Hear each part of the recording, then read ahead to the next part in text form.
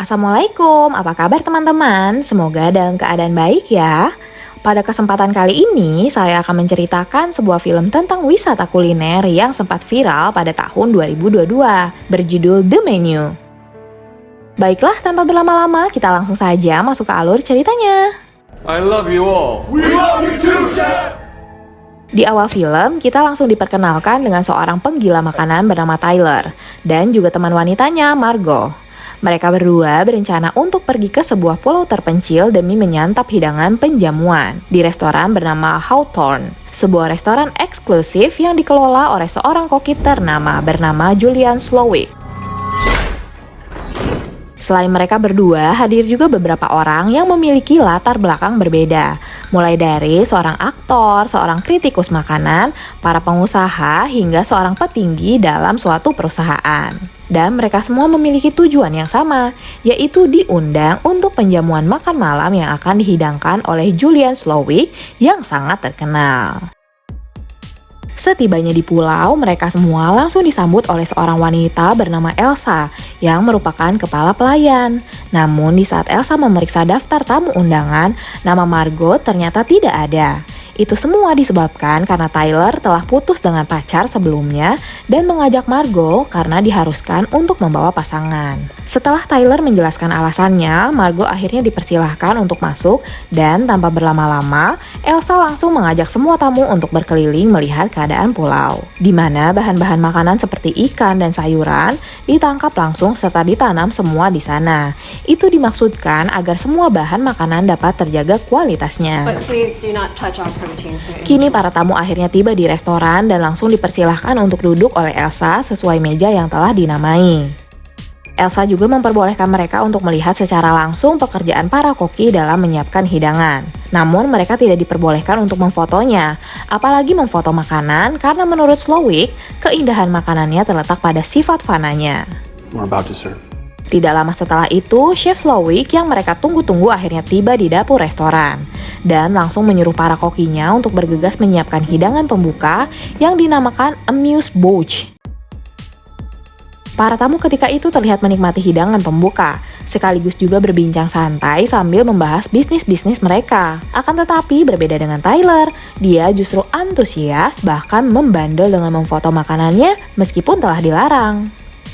Beberapa saat kemudian, hidangan pertama akhirnya disiapkan dan dicicipi terlebih dahulu oleh Slowik. Namun sebelum menu itu dihidangkan,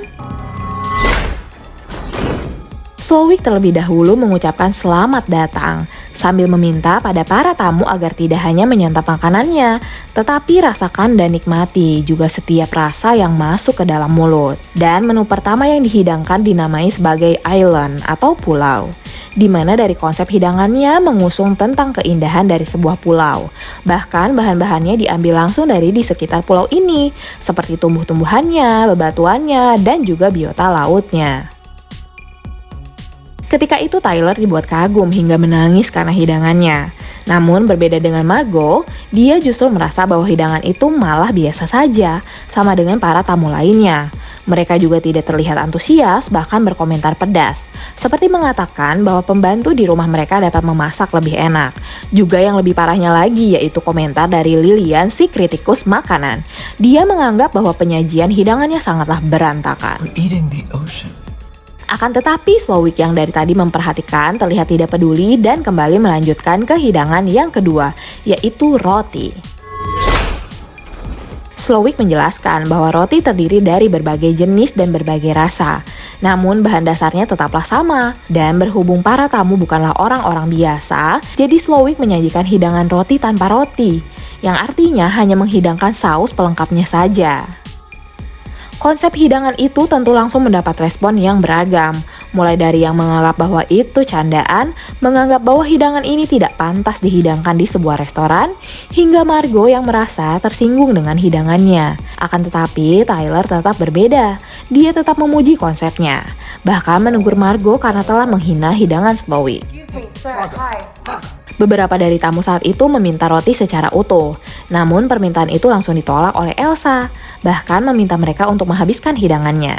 Mulai dari sinilah para tamu menjadi tidak nyaman, karena para tamu yang awalnya menganggap akan mendapatkan hidangan luar biasa, malah mendapatkan hidangan yang aneh. Chef Slowick saat itu sengaja menghampiri Margot untuk menegurnya, karena dari hidangan pertama sampai sekarang dia sama sekali tidak memakannya. Namun teguran itu ditanggapi langsung oleh Margot dengan berkata bahwa itu bukanlah suatu makanan, serta hanya dia sendirilah yang memutuskan kapan dia akan makan dan makan apa.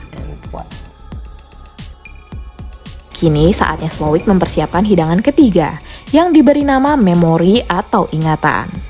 Slowick menjelaskan bahwa dia mendapatkan konsep hidangan ini dari kenangan masa kecilnya yang kelam, di mana ayahnya yang seorang pemabuk sering sekali menyiksa ibunya, dan Slowick yang saat itu masih berumur 7 tahun hanya bisa membalas dengan menusuk paha ayahnya menggunakan sebuah gunting. Para tamu ketika itu terdiam dan merasa heran dengan penjelasan dari konsep yang diutarakan. Namun setelah pendamping hidangan utamanya disajikan, para tamu seketika terkejut karena tortilla yang dihidangkan terdapat gambar-gambar atau aib mereka. Contohnya adalah Lilian. Dia mendapatkan gambar dari restoran yang akhirnya bangkrut akibat kritikannya. Kemudian Taylor, dia mendapat gambar saat memfoto makanan di sana, bahkan rahasia dari para pembisnis seperti perselingkuhannya, serta bukti kecurangan mereka demi mendapatkan untung yang besar. Para tamu tentu dibuat heran dari mana Slowick bisa mendapatkan semua itu. Namun yang jelas, Elsa menegaskan bahwa Chef Slowick mengetahui secara pasti setiap rahasia dan juga latar belakang dari para tamunya. Margot ketika itu menjadi muak dengan keadaan di sana, yang membuat dia memutuskan untuk pergi. Akan tetapi karena keinginannya dilarang oleh Elsa, dia akhirnya menenangkan diri di dalam toilet. Namun di luar dugaan, Chef Slowick ternyata mendatangi Margot untuk menanyakan kembali mengapa hidangan tadi kembali tidak dimakan, serta bertanya juga siapakah Margot sebenarnya. Karena menurut Slowick, Margot seharusnya tidak diundang dan juga tidak sepatutnya berada di sini. Akan tetapi, Margot hanya menjawab bahwa dia bukanlah siapa-siapa dan tidak bernafsu untuk memakan makanan yang dari tadi dihidangkan. Singkat cerita, kini tibalah saatnya untuk masuk ke hidangan keempat. Slowick kemudian memanggil asisten kokinya yang bernama Jeremy untuk menunjukkan tema hidangan yang keempat, bernama kekacauan. Di sini Slowick memuji setiap keterampilan dan bakat yang dimiliki oleh Jeremy dalam hal memasak. Namun di sisi lain, Slowick juga menjelaskan bahwa sehebat apapun kemampuan Jeremy, dia tidak akan pernah bisa untuk mengungguli Slowick. No, chef. Kemudian di luar dugaan, setelah Slowick mengatakan hal itu padanya, Jeremy langsung bunuh diri dengan menembak kepalanya. Dan setelah itu tentu saja keadaan di dalam restoran langsung menjadi kacau, persis seperti konsep hidangannya. Akan tetapi kekacauan itu hanya dirasakan para tamu, karena sebetulnya konsep hidangan ini adalah ide dari Jeremy sendiri. Dan ketika hidangan itu sampai di meja para tamu, hanya Tyler sendirilah yang terlihat tenang dan makan, seolah tidak terjadi apa-apa. Dua orang dari tamu yang bernama Richard dan Anne langsung memutuskan untuk meninggalkan restoran.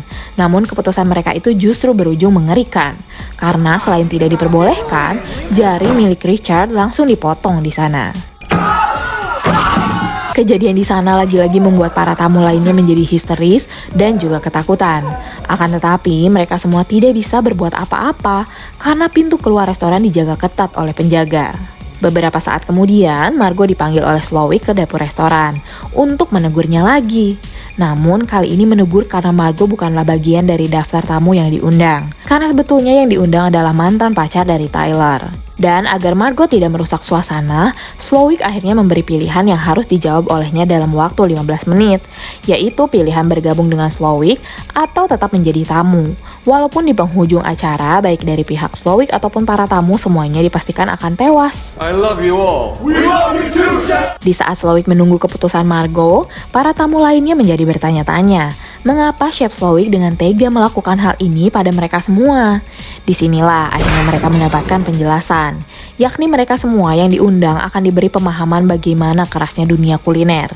Dan semua yang dilakukan oleh Slowick dan para kokinya adalah bentuk dari kekecewaan terhadap pelanggan. Seperti ulah para kritikus yang seenaknya mengomentari makanan yang menjadikan banyak orang menjadi kehilangan nafkah. Kemudian para tamu yang terutama golongan elit selalu tidak menghargai makanan yang telah dihidangkan.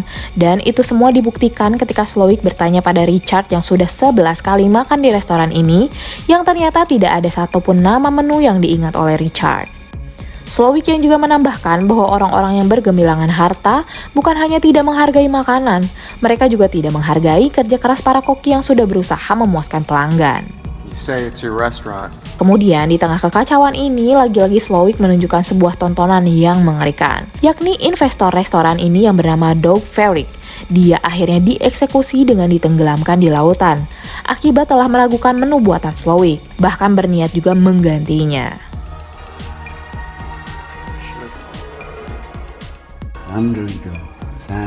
Kini 15 menit telah berlalu dan Margot kembali dipanggil oleh Slowik. Namun Margot tidak mengatakan pilihannya, karena dia hanya mengatakan bahwa dia seharusnya tidak berada di sini. Bahkan Margot akhirnya jujur pada Slowik bahwa dia adalah wanita bayaran yang dibayar oleh Tyler untuk menemaninya datang ke restoran. Merasa bahwa Slowik memiliki kemiripan yang juga bekerja di dunia jasa, membuatnya berkata jujur pada Margot bahwa dia sudah lama tidak memasak dari hati untuk seorang pelanggan dan dia sangat merindukan perasaan itu. One does miss that feeling. Setelah berbincang dengan Margot, Slowik kemudian membawa semua tamu keluar restoran, di mana pada hidangan kali ini akan dipresentasikan oleh asisten koki yang bernama Catherine. Catherine menjelaskan bahwa dulu Slowik pernah mencoba melecehkannya, walaupun tidak berhasil. Dan karena Catherine belum pernah membalasnya, pada kali ini dia dipersilahkan untuk membalasnya dengan cara menyerang Slowik.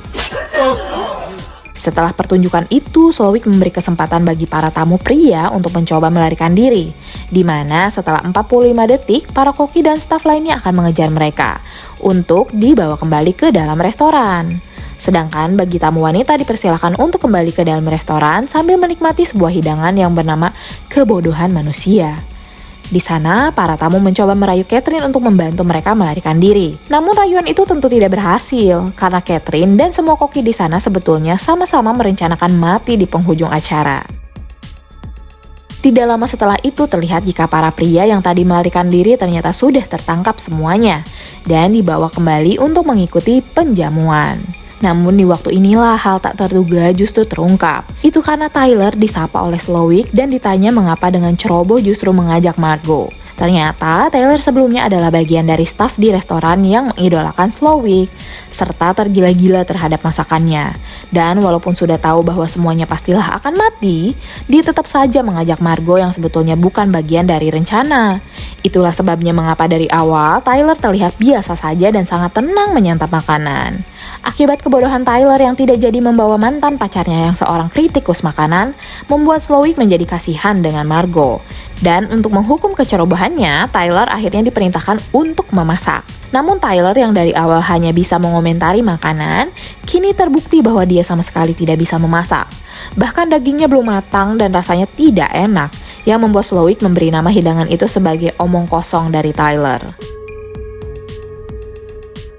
Setelah Tyler selesai memasak, dia kemudian pergi meninggalkan dapur dengan perasaan kecewa. Sedangkan Margot dipanggil kembali oleh Slowik untuk diberitahu bahwa dalam penjamuan ini hanya tersisa satu hidangan terakhir. Dan untuk membuat itu dibutuhkan tong besar yang seharusnya disiapkan oleh Elsa, namun Elsa melupakannya. Akhirnya Slowik memerintahkan Margot untuk mengambilnya di rumah asap. Dan di waktu inilah Margot tanpa sengaja menemukan Tyler yang ternyata telah tewas akibat bunuh diri. Setibanya Margot di rumah asap, dia langsung mengambil tong besar itu dan sebuah pisau di atasnya. Kemudian ketika akan kembali, Margot melihat sebuah rumah yang menjadi rumah hunian Slowik. Namun ketika Margot baru saja masuk, dia dipergoki oleh Elsa yang tidak terima karena tugasnya diambil alih. Trust me, I have no... Untungnya di saat Elsa menyerangnya, Margot dengan tangkas melawan yang membuat Elsa harus tewas di sana.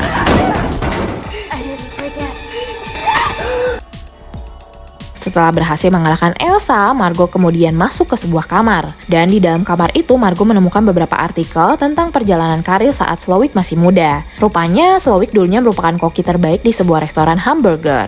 Bahkan, terlihat juga senyum bahagia di wajahnya. Kemudian, saat Margot akan keluar, dia menemukan sebuah radio di sana, yang bisa digunakannya untuk meminta bantuan. Singkat cerita, Margot akhirnya kembali ke dalam restoran bersamaan dengan datangnya petugas pantai yang sebelumnya telah Margot hubungi. Mengetahui hal itu, Slowik dan para staf langsung membereskan kekacauan dan menutupi kejahatan mereka. Serving our guests shortwave radios with their music. Yes, I am. Thank you so much. All you do, man. Time. Akan tetapi di saat para tamu merasa lega karena mendapatkan harapan untuk bisa selamat, harapan itu ternyata seketika sirna. Karena sebetulnya petugas itu merupakan anak buah dari Slowik. You're an eater. You're a taker. Di saat semua tamu merasa putus asa, Margot tiba-tiba saja berdiri. dan mengatakan pada Slowik bahwa dia sangat kelaparan, juga merasa tidak puas dengan semua hidangan sebelumnya. Akibat perkataan itulah, Slowik akhirnya menawarkan pada Margot apapun permintaan makanan yang bisa membuatnya puas. Di luar dugaan, permintaan Margot itu ternyata sederhana, yaitu meminta dibuatkan cheeseburger standar dengan kentang goreng yang biasanya berharga $10. A cheeseburger. We can do a cheeseburger. Medium. American cheese. Seketika itu juga Slowik membuatkannya, tentu dengan diselimuti perasaan bahagia karena dapat merasakan kembali nikmatnya memasak yang sudah lama tidak Slowik rasakan. Walaupun tanpa Slowik tahu bahwa sebetulnya pesanan itu didasarkan pada apa yang dilihat Margot dari artikel di kamar tadi. Setelah burger itu disajikan dan dimakan oleh Margot, dia langsung memuji kelezatannya dan mengaku puas dengan rasanya. Hal itu tentu membuat Slowik menjadi kian senang sekaligus semakin iba terhadap Margot. Namun di saat burger itu baru habis setengahnya, Margot berkata sudah kenyang dan meminta izin apa boleh jika sisanya dibawa pulang. Pertanyaan ini sebetulnya merupakan bentuk lain dari sebuah permintaan yang mengartikan, apa boleh jika saya dibebaskan dan untuk diizinkan pulang? Di luar dugaan, Slowik ternyata mengabulkan permintaannya, bahkan memberi Margot 1 paket burger lagi untuk dimakannya saat dalam perjalanan.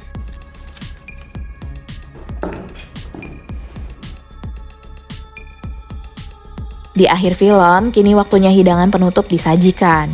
Yang mana hidangan penutup itu ternyata benar-benar spesial. Karena para tamu di sana dijadikan sebagai bahan hidangan dengan dihiasi oleh coklat dan sejenisnya. Kemudian setelah semuanya benar-benar siap, api yang besar akhirnya dinyalakan. Yang mana semua orang akhirnya menjadi bagian hidangan penutup dan juga sebagai penutup kehidupan bagi para koki dan staff. Serta para tamu di sana, sedangkan Margot yang menjadi satu-satunya yang selamat, melihat dari kejauhan sambil memakan burger terakhirnya.